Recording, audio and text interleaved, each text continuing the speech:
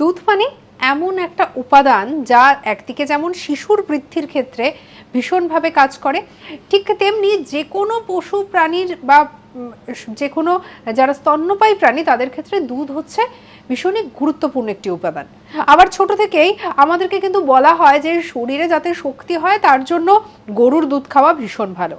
কিন্তু এমন কি কোনো দুধের কথা কখনো শুনেছেন? বর্তমানে আমরা সাধারণত যেরকম দুধ দেখে অভ্যস্ত, এই দুধ সেরকম নয়। দুধ মানে কি মনে পড়ে? সাদা রঙের হবে, একেবারে ধবধবে সাদা যার রং, কিংবা হয়তো একটু হলদেটে হতে পারে। কিন্তু দুধের রং কালো, সেটা শুনলে পরে মনে হতেই পারে যে এ আবার হয় নাকি, দুধের রং কখনো কালো হয়? আসলে এরকমটাও হয়। আমাদের পৃথিবীতে এমন অনেক প্রাণী রয়েছে যাদের এরকম অদ্ভুত জিনিসপত্র শুনলে পরে সত্যি আমরা অবাক হয়ে যাই।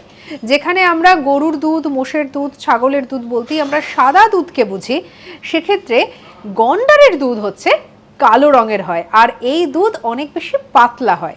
সঙ্গে রাখুন আজ তাক বাংলাকে, সাবস্ক্রাইব করতে ভুলবেন না।